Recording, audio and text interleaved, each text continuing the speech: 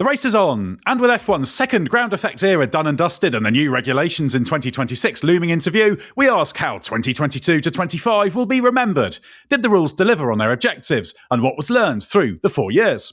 I'm Edd Straw, and joining me to give their verdicts are Mark Hughes and Jon Noble. Well, Mark, we've had 4 seasons, 92 Grand Prix in F1's second ground effect era. What will this legacy be? It'll be remembered as not quite achieving its aims, which were to make overtaking a whole lot easier and to have a lot more wheel-to-wheel action. It did improve that slightly, and it created a completely new technical challenge and quite a different one to what had been expected when the rules were configured, and it's brought some interesting patterns, but I think the law of unintended consequences is what this regulation set will be remembered for. Yeah, Jon, it's obviously been successful in some ways, not so successful in others, but right from the start, and we'll get into this in a bit more detail later on, it was a little bit different to what was expected, which in itself is a good thing because actually you want some unexpected in Formula One, don't you? Yeah, I think the expectations are potentially set too high because it's very easy to talk about, we'll make the cars follow each other, there'll be tons of overtaking, the action will be brilliant, and the popularity of F1 will be, fantastic and will forever climb up. But things are not quite that simple. As Mark said, there were unintended consequences. And I think what the 4 years have shown is that delivering a perfect Formula One is actually quite complicated and full of contradictions because we've talked a lot about how close the grid has become, these tiny margins now between the front and the back, and big hitters getting knocked out in Q1, which is all great and in theory on paper sounds fantastic, but then you have to think what impact that has on racing. You then get cars trapped in trains, there's not speed differentials, so then do you want closer grids or do you want cars that have speed differences to be able to overtake each other and maneuver around and make races unpredictable? So there's endless contradictions. There's, I think, a new understanding that you need to be very careful about decisions you make because the teams push in one direction to increase downforce, not necessarily good for racing. The FI wants to increase the racing and needs to maintain some control. So it's the endless contradictions, complications, and unintended consequences that I'm sure we're going to have the same kind of outline parachute issues with the 26 rules going forward. Yeah, and those pesky laws of physics, aren't they? They're very, very difficult to get around. Until everyone gets control of those, which I'm sure would be very, very helpful, it's going to be quite difficult to master all these things. But it's that kind of push and pull that makes these regs actually a really interesting thing to reflect on and look at the big picture. So, Mark, at the top of the list of objectives for these rules was raceability. That was the word that was always used. Greater control of the aerodynamic wake through restricted car geometries. Why didn't that work as well as hoped? I think there was still although the issue of being able to follow a car closely out of a corner and thereby be closer to its ideal slipstream at the start of the straight, so you weren't spending the whole straight sort of catching back up. I think that worked in the initial stages, but as the teams found new ways of making the cars faster aerodynamically, the wake inevitably became a little bit more choppy and volatile than as idealized in the regulation writers' heads, and that's just the inevitable direction that it follows. And I think first 2 years it was immeasurably better in terms. If you measure it by number of overtakes, it was measurably better than it had been at the end of the previous year in 21. I think, but by the time we got to the end of 25, it was almost back to where it had been. It's just the inevitable disruption of the air as you manipulate aerodynamic surfaces to make the car go faster. It becomes, as you find new ways of doing that, it just doesn't make for a nice clean wake, even though it had been regulated to address the wake problems of the previous cars. These cars work differently, and the the turbulence came about in a slightly different way. This one's a really good example, John, isn't it? Because we have to say this was kind of a partial success because it did improve things. And even by the end of the rules cycle, it was still better than it was in 21.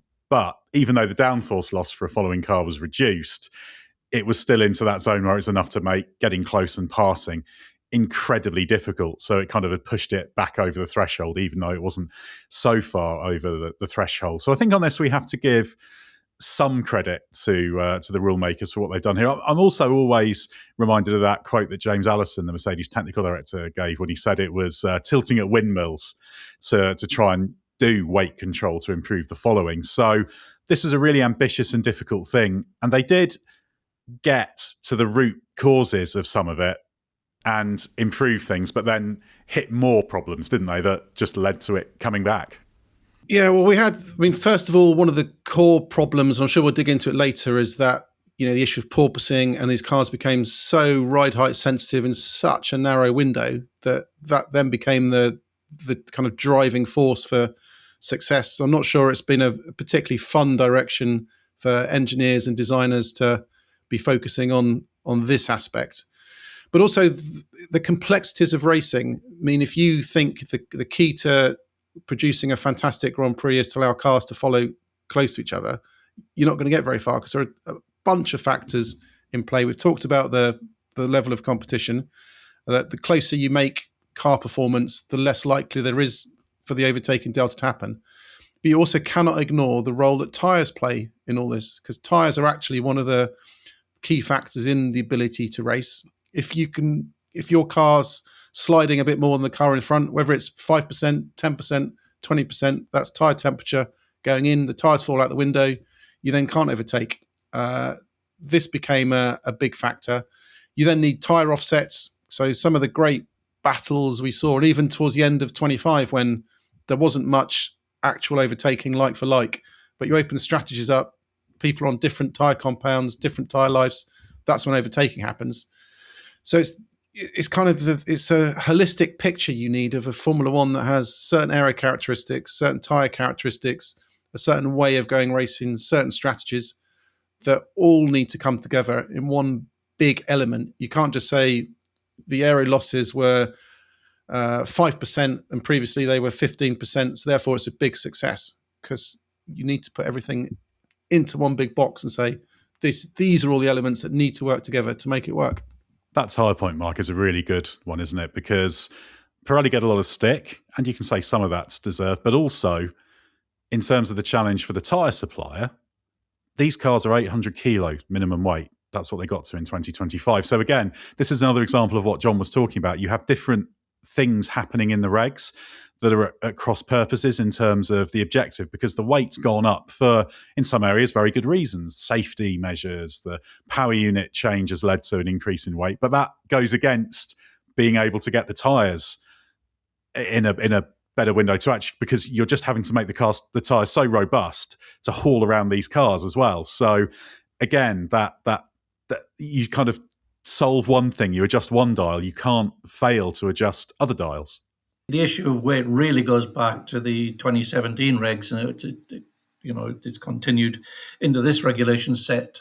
When we made the cars a lot bigger and wider. That, in addition to the hybrids, which had been introduced in 2014, is where the weight has come from. And yeah, these tyres have got to deal with the heaviest Formula One cars ever, the engines with the most torque ever, and cars with the most downforce ever. So they're facing a monumentally bigger challenge than any previous tyre manufacturers faced in Formula One. So yeah, obviously that's a major part. The tyre performance, the tyre is the most powerful determinant of lap time. So I think we've said it before in here. If you increase tyre grip by 10%, you get monumentally more lap time from that than you would do by increasing downforce by 10% or engine power by 10%. It's very the most powerful ingredient in the lap time. And so, yeah, if they're very temperature sensitive, which they've been designed to be, then by definition, yes, you get close into the car behind and they begin to overheat. Now, the direction that Pirelli then took in response to that was to make the tyres a little more robust when following another car in terms of the temperature, the surface temperature. And they succeeded in that, but then you make a tyre in doing that with a stiffer construction.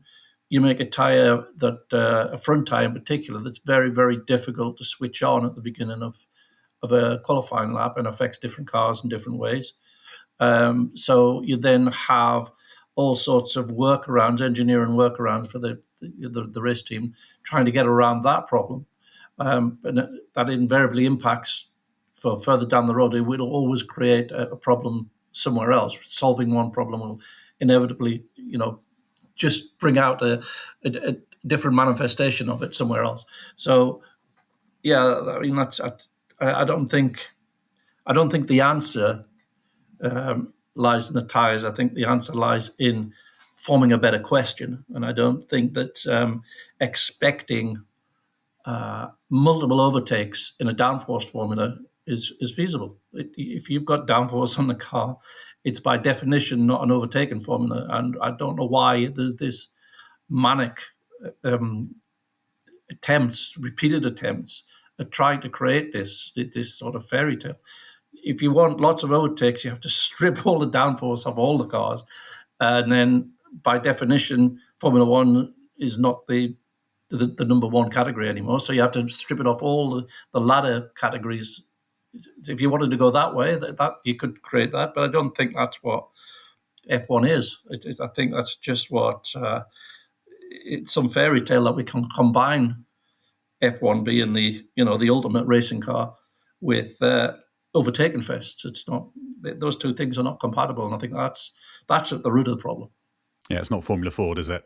Fun as Formula Ford is. So one thing that's also interesting about these, John, was the whole porpoising thing, the porpoising and bouncing, which are related but slightly different phenomenon that was really the huge talking point at the start of 2022. I think Mercedes in particular were complaining about it a lot. Cars sort of yumping down the straight at the test at Barcelona.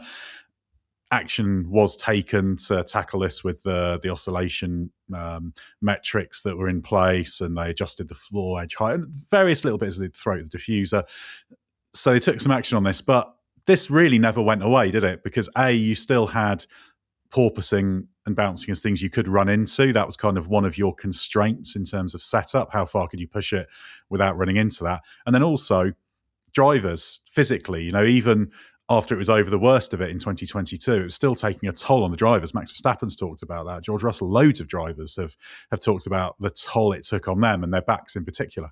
Yeah, I don't think anyone anticipated the level of difficulty that teams would have with this. I remember the weeks before the 22 season started, all the talk was that we're going to end up with flexi floors, that the teams have found brilliant stuff. They're going to flex the floors down, seal the ground effect even more, be tons of downforce, and that'll be the key to performance. And those teams that went down that route suddenly found that this doesn't work, because actually you hit your downforce limit because your car's pushed down into the ground. You then get porpoising, and then everyone was trying to backtrack out of it. In the end, it became a battle of ride control. This is something that Red Bull got onto pretty quickly. Once they'd taken the weight off their car in early 22, they understood that the kind of kinematics at play.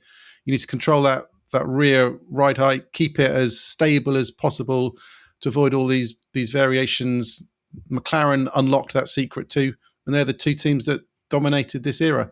So and then it became a battle of millimeters. If you could control it, you're in great shape. If you couldn't control it, if you had difficulties, as we saw with Ferrari last season, it struggled so much with ride height control, struggled so much with the plank, struggled so much with where it could pitch its cars. The car had too narrow a window. It became perhaps too defining an element in what made a successful Formula One car. And I'm sure there's some, mechanical engineers and design engineers and everyone who absolutely loved, all this challenge at play to get what it was. But it wasn't as fun for us to follow a Formula One that was like this compared to, observing aerodynamic developments or bodywork shapes or more obvious, tricks like blown exhausts, blown diffusers, for example, all those other stuff. It became just who can control ride height the best, which I'm not sure is a very exciting element for Formula One. And of course, there was lots of talk about, well, other categories have ground effect cars and they don't hit these problems, but these are the ground effect cars that have been most pushed, because you're not, if you're going to make a spec car that's ground effect, you can put it in a place that runs to where you want it, how you want it, that isn't going to run into these problems. Whereas this is 10 teams all pushing to the limit to try and squeeze every last bit out of it. So it's kind of ground effect pushed to the absolute maximum developmentally. The other thing that was interesting, Mark, is the everlasting challenge to get that balance across corner speed range, the difficulty of having enough front end in the car for the slow corners without then sort of pinning the front of the car in the high speed and the rear not being able to keep up in terms of the grip levels. That was the other constant factor, wasn't it? Trying to create cars that actually gave you the control across the whole speed range. Yeah, and that challenge evolved, as Johnny was saying, as the teams sort of began to get a better control of the ride height. And it became so that, because at first the way Red Bull did it was to have a rear suspension with a bit more travel than everybody else, a tunnel shape which wasn't as extreme as everybody else, and quite relatively soft rear suspension. But as everybody then worked out how to make the floors stiffer, the underfloors stiffer, and design them with a bit more accommodation of variability and ride height, so the porpoising problem disappeared, and you then began to be able to run them really low, and that required super stiff suspension, and even Red Bull had to go in that direction, and that was then brought your problem that the car doesn't dive very much under braking, so you don't get that migration of aero load on the front, which you really need to give you that low speed grip and response and agility. And it's just the center of aero pressure just sort of moves very little. And so you haven't got quite enough on the front at low speed, and you haven't got enough on the back at high speed, so it becomes very edgy entry into fast corners, which obviously the drivers didn't like, because it feels like it's about to throw them off the road. And so that is when we really started to see the development of aeroelasticity, which McLaren led the way on, and everybody subsequently followed. So that's how the challenge evolved, and it that wasn't foreseen when these rigs were configured. It was something that happened, in graduated steps as the understanding evolved. But I suppose it's technically interesting when it's explained afterwards. But as Johnny said, if you're just turning up and the cars all look exactly as they looked before, except they've got a different underfloor which we can't see and a slightly different floor edge, it doesn't really stimulate those who are looking to see why the cars have got faster. And they were getting much faster all the time. That's the other thing. It was expected that these would level out the performance after the first or second year, and they weren't. They just kept getting faster and faster and faster as that understanding evolved.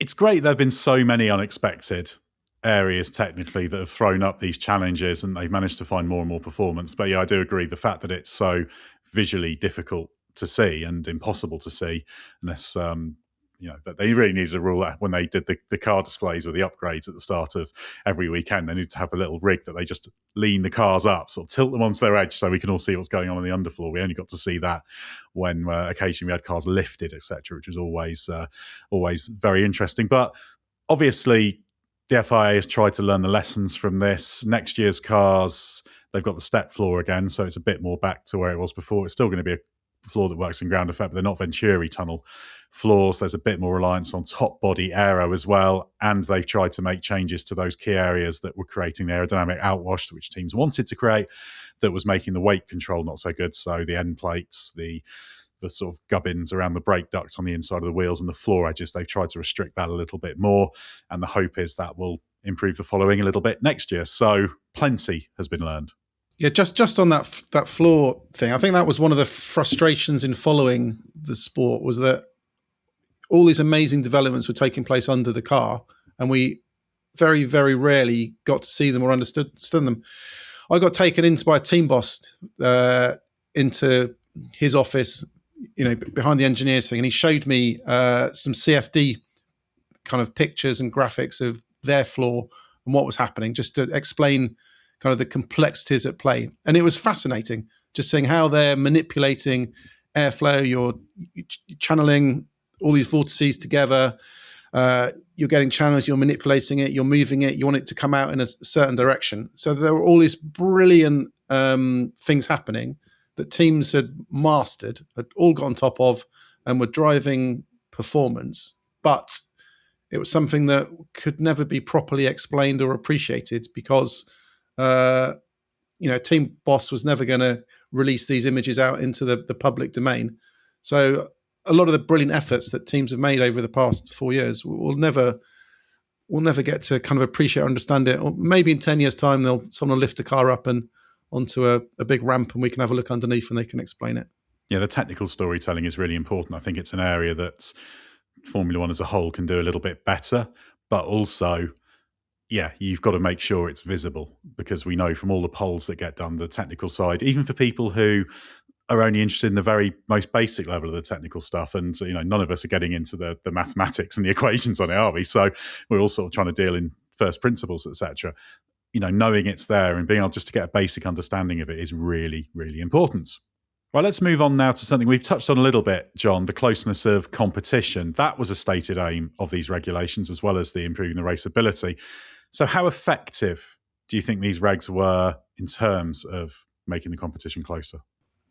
Quite effective. The FIA sent out some figures before Christmas, which basically was your typical Q1 spread, comparing 21 and the every year since. So in 21, the Q1 spread in dry racing was 2.5%. It then dropped to 1.6% in 22, then bounced around a bit, 1.2 in 23, 1.4 in 24. And last year we had 1.1% as the difference across the field in Q1. So I think in terms of closing the grid up, I think that's as close as you can get it. We saw numerous times where a drive would miss out by a slot into Q2 or to Q3 by 100th of a second. And there'd be numerous cars covered by less than a tenth of a second. So I think from that element, it worked. But I think it's very, very complicated if you make things this close, that it then can become too random, that drivers make it through sometimes don't make it through. So again, it's the importance of the F1 narrative is that things should be explainable as you go along. But I think the pressure on teams, and I think especially in Q1 to get through, was like it's never been before in Formula One. Yeah, I think there's a couple of things going on there with that closing up of the grid, and it's one, I think, is the cost cap and the wind tunnel restrictions. The more successful teams that's had a much bigger influence than the previous attempts at equalising the field, and I think also the nature of the ground effect, the way the cars developed, meant that it was no longer just a search for more and more downforce, where the big teams always just invest more and find more and more.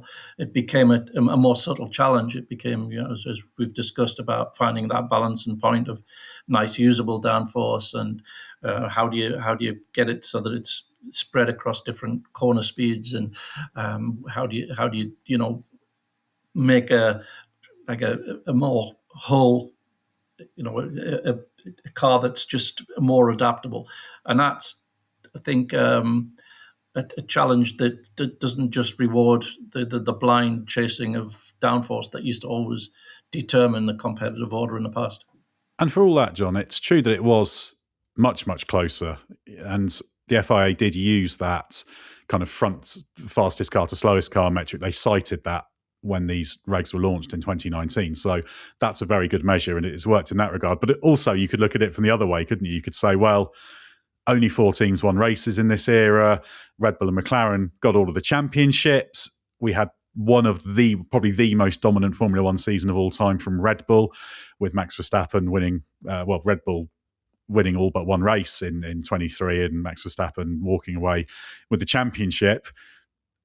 And if you look at it that way, it's still the same old front runners winning all the races. I mean, Red Bull won 55 of the 92 Grand Prix, and then you've got to go down to McLaren for 20, and then you had Ferrari on 10, Mercedes on 7. So at the other end of the scale, the kind of story at the front stayed relatively similar. You didn't have an Alpine in there or a Haas randomly winning races and that kind of thing.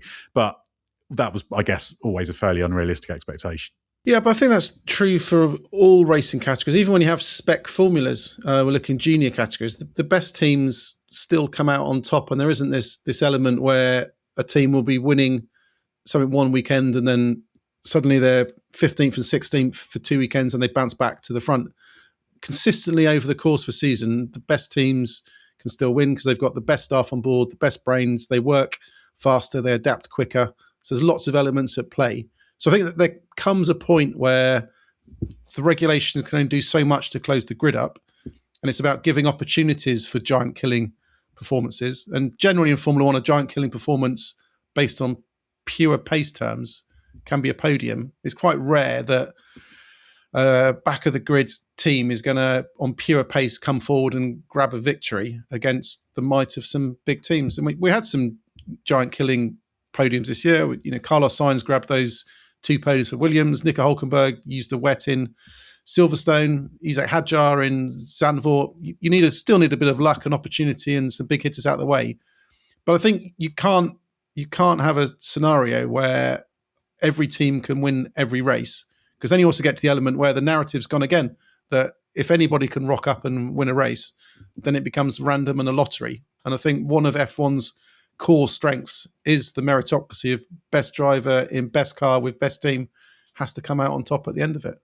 Yeah, I definitely agree with that, actually. I think that is really, really important. And you can also say that, look at what McLaren did. We'll talk about them a bit more in part 3, but they went from struggling right at the very start of this era to winning the championship, winning the Constructors in 24 and winning both championships in 25. So at the same time, you could see progress being made as well. But I want to talk a little bit more about the cost cap and the ATR, Mark, because I think they tend to not get thrown in with these rules because of a quirk of the COVID-19 pandemic. The chassis regs came in 2022, having been deferred, but the ATR, the aerodynamic testing regulations that limit wind tunnel and CFD time, sort of a handicap effectively, the higher you finish in the championship, the less you get. But these were all conceived as part of the same regulation set. It's just that they came in 21 as planned because there was no reason to defer them. But these were absolutely core to these regulations. And I actually think the cost cap is going to be the thing that's going to be the lasting legacy, because it's difficult, the cost cap, isn't it, to make work? But it's worked. It's held firm. It's been tested. They're having to make a few changes for 26, but it's basically done its job, hasn't it? I agree. I think it's been one of the great success stories of F1. It's something that various factions of Formula One have been trying to have happen for probably decades, but was always resisted by the better funded teams. But it's not only had this positive effect on closing up performance, but it's changed the entire business model so that it's now, it's a very profitable thing to be a Formula One team, whereas previously you had about 70% of the grid on the verge of extinction all the time. And just that, it was a rubbish business model, really. So I think it's been incredibly successful and has been a big part of the commercial success of the sport and the Liberty era. Yeah, of course, when we were back at Austin in 2019, when they did the big press conference one morning to launch these regulations, I remember Ross Brawn using the phrase of saving the teams from themselves, or words to that effect, which, John, it has worked, hasn't it? Because we've got these massive valuations of teams, what Mercedes valued at by that recent sale of some of Toto Wolff, $6 billion. Dollars, yeah. Yeah, which is huge. And although that's not really relevant to the kind of sporting fan at home watching, it is good to have 10 teams, and it'll be 11 next year, operating kind of sustainably and being able to, exist and attracting investment and kind of the longer the cost cap's in place as well, the more even everything will get, because it just doesn't turn it into a spending war. Because you can imagine what would have happened under these 2022 regs if it was unrestricted spending. Imagine how much money Mercedes would have thrown at it. And then Red Bull would have thrown a load of money at it to stay ahead. You'd have had Ferrari in there doing the same. And, everyone would have been forced into kind of doing that. And then the teams that didn't have the resources just to throw it in will be stretching themselves so badly. So, yeah, this was something that had to be changed. And there will be people listening thinking, oh, well, what about the Red Bull cost cap breach and all the little controversies and mini controversies about it? They're kind of inevitable. Those are going to happen. You just have to accept that. And many sports around the world are encountering this in terms of their versions of cost caps, financial fair play in football, all these different things. There's loads of different names. You have to take that downside with the overall net positive of making a sport that should be very, very solid be very, very solid economically.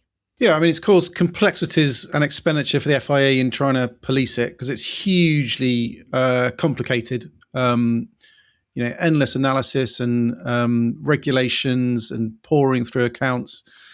So there is that headache on top of it. But the upside is massive, and it causes some frustrations for teams. You hear them get annoyed about, how they've got to limit spending or have to have every single nut and bolt has to go through a forensic accountant to work it all out. But good rules are often about frustrating the competitor, because if you had rules that all the competitors loved, then the end result isn't a very exciting sport. So you need regulations that keep people together. And I think the closeness of the grid and the fact that teams still have these chances of giant killing performances shows that it has worked, because they're not necessarily down to just the technical regulations. They're down to teams not being able to spend their way out of trouble. They're down to teams not being able to do B-spec cars. This season, I'm sure if it was unlimited budget, then the big squads would have kept developing all the way through. Ferrari probably would have rolled out a B-spec car, and once they realised the trouble they were in China, you'd have had teams having full-on engineers onto 25, full-on engineers onto 26, endless expansion, endless spending, and all of that would be aimed at making the spectacle worse. So if teams are hemmed in what they can do, if they need to think smarter, be cleverer, be more mindful about how they spend, what they spend, be more tactical, you can argue it's slightly artificial, isn't what F1 used to be, but this is a better F1 now, because it isn't just about spending. It isn't just about Mercedes being able to go to the board and say, right, we need $200 million more to come up with an extra car that will help us be spec from Silverstone, and we'll win every race after the summer break, and we'll win the championship. So those things don't happen anymore, and I think F1's stronger because of it. Yeah, Mark, you could come up with the argument of, oh, well, that's always been part of it. It should be who can get the best sponsors in, et cetera, et cetera. But this isn't Frank Williams landing sponsors out of a phone box, trying to sort of running a team on a shoestring and then actually making it work, or Ron Dennis with what he did with McLaren and that kind of thing. Because it is very often a case of the have-nots were the ones who were scrambling around doing that. And okay, the big teams were still doing it, but it's not part of the same battle if you can just get onto a manufacturer or a billionaire owner who can just lob money in. That's not a fun and interesting competition. So I'd rather have the kind of the almost forensic accountancy competition that just has to underpin it in terms of maximizing your efficiency going on, rather than it just being a who can just sit there and write the biggest checks, because that's nothing to do with competition. It's not, you can say landing sponsors is, but just happening to be owned by someone who can lob in however 100 million because you're struggling a bit, that's not interesting, is it? No, it's only interesting if every team can do it, and so that they all have access to this infinite pile of money with which to go full on competing with each other flat out at all times. But it never was that. It was always one or two or three teams, and leaving the rest far, far behind. And to the extent it was almost like they were in a different category, to just sort of filling up the grid to the two or three really big teams. There was a time in the sort of turbo era where, there were cars on the grid that were 8, 9, 10 seconds off pole. There was times in 92 when if you were 2 seconds off the pace, you were probably on the second row. So that's nobody wants to see that. That's not. It might be a technical exercise that interests some, but as a sport that is predicated upon big viewing numbers, that isn't going to work. So it did need to be equalised. Like Johnny said, the opportunity needed to be equalised. And endless spending always triggered boom and bust cycles for every motor racing category. That the big manufacturers were the only ones that can spend money. Therefore, other teams would need to get big manufacturers in to spend the same amount of money to match the other big manufacturer. So all the manufacturers come charging in thinking, if we spend 200-300 million, we can go to the front, but they can't all win. You then end up in a scenario where those at the back of that pack are not performing, spending an absolute fortune, with literally no budget limitation going forward. So it's even more money for even less success in the future. And thus you have this endless boom and bust cycle. We've seen in so many categories. It's happened in Formula One. It happened in sports cars. It's happened in touring cars. And F1 will see if it can avoid it, because I think it says an awful lot that we're going now into year 5, 6 of the cost cap, and we're actually getting more manufacturers on board, and the interest is growing rather than struggling to keep hold of the current ones that are in. Yeah, there's a power unit cost cap now as well for 26, which has been in place for the development of those new power units as well. So that's been extended. Obviously, the cost cap does go up next year. The baseline figure is $135 million this year, but it goes up to $215 million in 2026, which isn't quite what it sounds like, because partly it's because we've got new regs and new technology, but also they've quite heavily revised the way the cost cap works. So there's some more things included.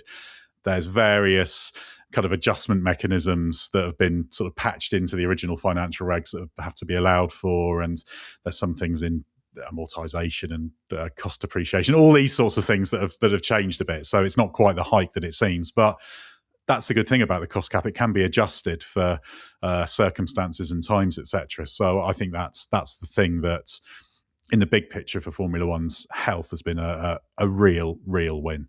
Well, John, let's talk a little bit about some of the storylines now. There's always some seasons that are better remembered than others. What do you think will stand out in history from this 4-year period? Probably McLaren's resurgence, I think, is more interesting, because Red Bull had domination, but had domination before. But I think the storyline, the narrative over these 4 years is a team that had been struggling, didn't seem to have a way forward, ended this rule cycle with a dominant car. And although it didn't end the season as a dominant car, you've got to remember they stopped development early, so it wasn't a true picture. But I think we'll reflect on this as the return of McLaren.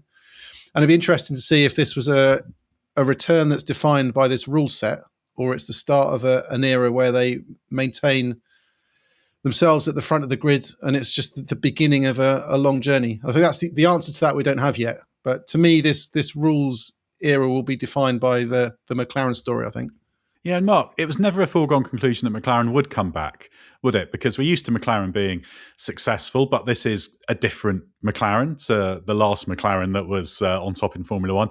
And the drought had been so long and the problems became so deep-rooted, it had fallen so far behind that a lot needed to happen, didn't it, for what might be called the Zak Brown era McLaren to rise again, which is, I think, what does make it a very, very compelling story. Yeah, and it was the financial problems that the team had got itself into as well. So it was difficult to sort of decouple which bit of the deficit, the lap time deficit, if you like, was they'd fallen behind in terms of just financial horsepower, and which bit was they'd lost their way technically and had the wrong people in the wrong environment. And it was all of those things, I think, and it took a lot of it took a lot of sorting out, and the cost cap was a part of what made it possible. But that alone didn't even go very far to explain the resurgence. And it really has been, have a case of them putting the right people in the right places, and ultimately good management. And I think it was interesting also that the radical regulation reset of 22 saw an Adrian Newey-led technical department dominate immediately. But then as it became more about finessing and refinement and the quality of his simulation tools, that's where we saw McLaren begin to make real progress. So, yeah, I think that's they are now an absolutely front-ranked team, and they weren't before. Even disregarding where their car was according to which power unit it had and things like that, they weren't considered a top team anymore. You talked about Mercedes, Red Bull, and Ferrari as the top teams, and McLaren wasn't in that league. Well, it is now. It's back there, where was for so long in the 80s and the 90s and the 2000s. So it's nice to see it back, and it's nice to see that something so radically better than 2018. It was very often the slowest car on the grid. From 2018 to winning a Constructors' Championship in 24, it's nice to see that is actually possible, and it's sort of it's there as a blueprint, not of how to do it, but that it can be done. So I think, yeah, it's a real good feel good story. Yeah, and although it remains to be seen, the reasons why it has risen don't fundamentally change through the rule changes. So they should be able to, assuming the Mercedes power unit is there, they should be able to a greater or lesser extent, sustain it. But we'll see how it comes. But actually, as well, John, we've kind of got a mini version of the McLaren story that's earlier in its curve. But Williams, which had been nowhere for a very long time, which was on its knees. And Williams was one of those teams when COVID struck and F1 had to shut down. You sort of start to think, oh, this could be a bit bad for them. That basically forced them to sell the team. And then obviously the Doralton ownership, the investment, plus all the other conditions that have changed in Formula One has meant that actually Williams has gone from being a team that was just struggling just to stay on the grid and is now actually properly upwardly mobile and could be a few years off doing a McLaren itself.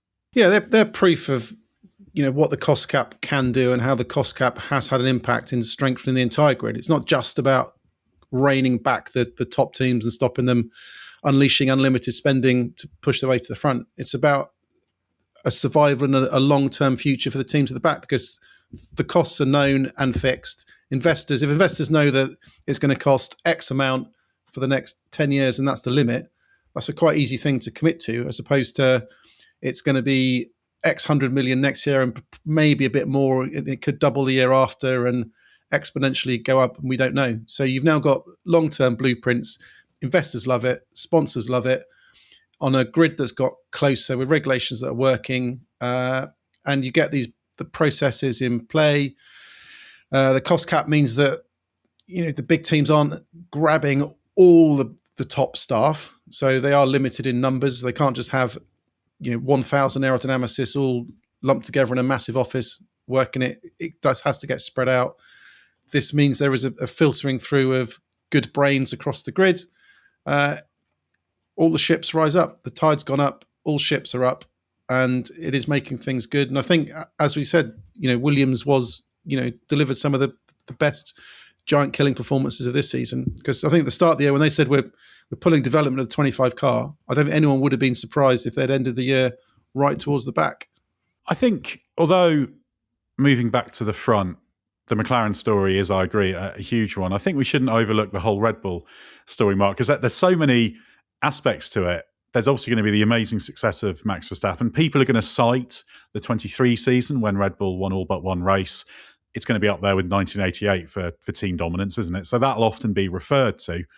And even though it's quite boring at the time, those seasons often get more respected with time, don't they? A bit like 88 is now, and the McLaren MP44 is now fated. At the time, everyone was just thinking, oh, this is a bit predictable. But that's a big thing. The heroic failure of Verstappen in 25, by which I mean not that he's been a failure, he did an incredible thing, but that's going to be one of the great heroic failure near championships, isn't it? Because he shouldn't have been that close to the championship, and all part of a three-driver fight for the title as well. And then underpinning it, you've got the fact that the Red Bull that goes into 2026 is so completely different to the one that started this era with Christian Horner, Helmut Marko, Jonathan Wheatley, Adrian Newey. It's really only Max Verstappen almost of the big names who, well, it is only Max Verstappen of the big names who's still standing in that Red Bull environment. So I think the Red Bull story has been astounding in this era for all sorts of reasons. Yeah, and I think those things would have happened regardless of the formula. It's to do with the passing of Dietrich Mateschitz and the political fallout from that. But it was never a dull moment with that team, was it?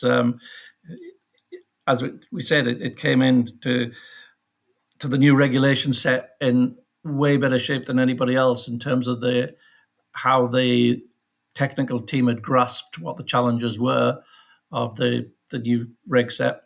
And then as that became sort of a not obsolete, but that understanding became not the cutting edge anymore. It was just a foundation. So then it started to have an impact upon that political struggle as well. So it's an awful lot has happened at that team, and it's going to be interesting to see how it goes into its own new era as well as the new era of the regulations.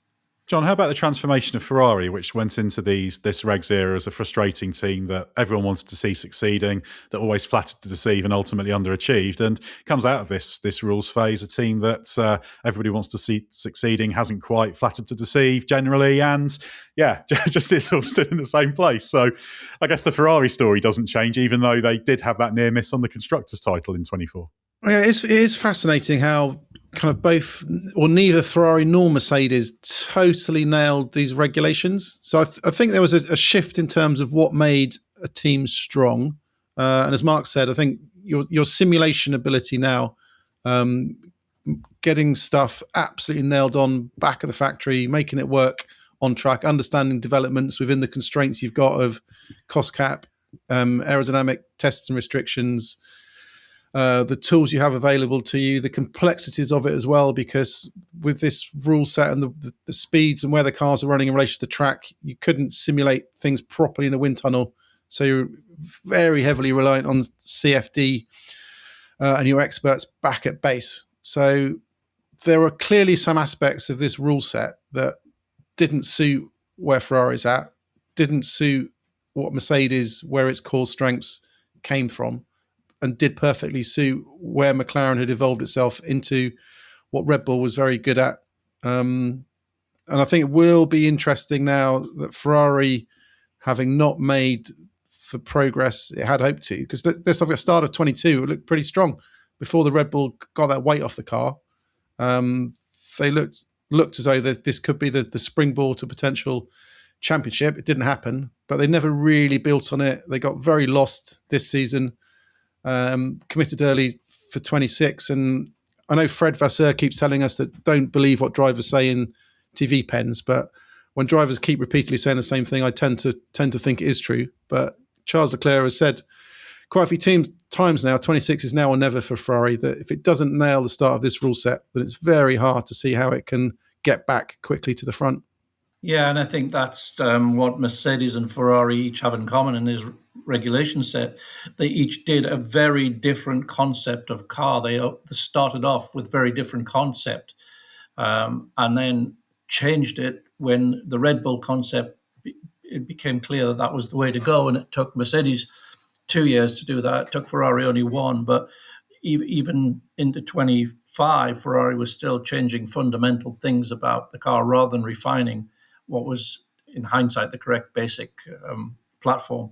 So, Ferrari started off with the big fat outwashing side pods, which worked quite well initially, but had very limited development potential. And the Mercedes went for the zero pod and tried to make that work, but you could never get it to deliver the downforce that it promised in the tunnel. So yeah, they both had to sort of start again, press the reset button, they never really caught up with that. I still remember sitting down with Toto Wolff at the Bahrain test at the start of 22. They'd run the first test, very basic package. They'd unleashed major update for the final test. This was going to be the key one at the time when teams thought that bendy floors and more downforce was the way to go. And they were lost. He says the first time he's ever known the team put a big upgrade on the car and it's made things slower. So this was kind of a clue about these rule set required a different thinking, different approaches, different strengths, different optimizations. And some teams were better suited at adapting. Some teams took time. And I think Mercedes also had, some elements of there'd be false dawns and different progress, because when George Russell won in Brazil in 22, it seemed that they'd unlocked everything, that they'd got the answer and that could roll into 23, but actually they hadn't. And that was another year where they didn't nail the ride height. They needed to eke things out a bit more and delayed that progress to the front. Yeah, just the 7 wins for Mercedes in this era. And of course, with Mercedes and Ferrari, Mark, brings us to Lewis Hamilton, who's had a pretty tough time during these regulations. He's not got on that well with the car. I don't think it plays to his strengths and how he wants to drive the car. But also, he was in 2 teams that were having trouble as well. It could have been very different if he was in a McLaren or a Red Bull, you could maybe argue. But yeah, these are going to be 4 years that Hamilton's going to look back on and just going to wish they never happened. Yeah, absolutely. I mean, he's got a very aggressive style in the way he brakes, and he likes to brake late and get the car to respond from the front, and he'll just sort of need the back to keep up. And these cars really don't reward that in the way that where the center of air pressure goes when you do that. And so, yeah, it's not. It seems like he's had difficulty getting rid of some of the muscle memory that is, tripping him up with this generation of car, and it's just been made even worse as he went to Ferrari, which is a car that has been developed around a lot of engine braking, and Leclerc has come to rely on that engine braking to help with the rotation of the car early in the corner, and it's just naturally adapted to it and without even probably noticing, whereas it's something very alien to Lewis on top of the problems he was already having with this generation of car. And so, yeah, you think probably a 25-year-old Lewis would have adapted to it quite easily, but maybe a 40-year-old one is struggling to lose that muscle memory. Yeah, and there has very much been the passing of the baton on to Max Verstappen as the kind of current great in action. You can argue that if you just sort of look at who won what, you can argue that happened in 21, but actually it was really 22 that changed really through this era. So that's another thing probably that this period will be remembered for. I think we should finish off on just getting the final definitive verdicts from everyone on these 4 years and how they will be remembered. I mean, I'll start just to give you some thinking time, but I think in the grand scheme of things, technically, although stuff will have been learnt and carried over, they're a bit of a cul-de-sac because they went for the Venturi flaws and then moved back away from them. They were seen as the solution. But so technically on that side of things, a bit of a cul-de-sac. But as we talked about earlier, it's going to be that cost cap element that I think when the full story of Formula One is told, you'll say that was a seismic change that transformed everything that followed. What do you think, Mark? Yeah, I think just the scale of Formula One now to how it was before these regs and before COVID, I think you can't say anything other than it's been a spectacular success. Now, whether it would have been a spectacular success regardless of the technical regulation, whatever technical regulations are enforced, you could probably imagine that to be the case. It's been more about how the sport has been marketed and sold and appealing to a new generation of fans. But I think, yeah, certainly commercially and with the cost cap, it's been a spectacular success. And technically, it hasn't been bad, but it hasn't done what was hoped. You get to go last, John, which means you've got to try and come up with something of the original, which is tricky. But so let's see what you got. No, I think these regulations will be framed and judged based on what 26 delivers, because I think we will then have the answer on, were they actually not bad? Did they solve most of the problems that F1 has, and these are as good as we're going to get? And I think that will be especially true if 26 does start in a very difficult way. If the style of racing, energy recovery and deployment, and energy starved cars and drivers not being able to attack, if that becomes so negative, then that will shine a more positive light on these next regulations.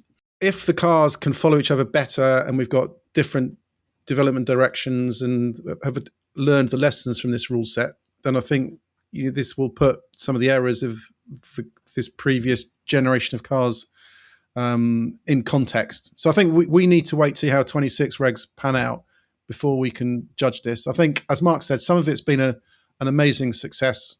The cost cap's been amazing. ATR's had its impact. We've got a very strong sport, a very popular sport. What would be interesting is if we had the cost cap and the ATR and had kept the 21 spec cars, how different Formula One would ultimately have been. So has it been an awful lot of effort for not much gain? But the answer for that will come in 26. Yeah, and that's the key, isn't it? It's the learnings. The one thing about this rule set is there was never a better researched rule set created in Formula One. It's been a bit scattergun and reactive, the rule changes in Formula One over the years, and that's what this rule set did change. And next year's rule set is a product of the same process. Trouble is, the people making the rules have less resources by far than the combined resource and intelligence and might of the thousands of people out there in Formula One teams who are just hell-bent on breaking the objective of the regulations because they don't care about that. They just want to win. And that's how it should be in Formula One. But yeah, it's been a very, very interesting 4 years, and we've got some very, very interesting seasons coming up, I think, with the new regulations in 26. So thanks, John. Thanks, Mark. Thanks to everybody for listening through this year. This should be our last podcast of 2025, barring some late emergency news coming out. You never know in Formula One, but we will be back at the start of next year, and we will be all about 2026. So stay with us for everything you need to know from the world of Formula One.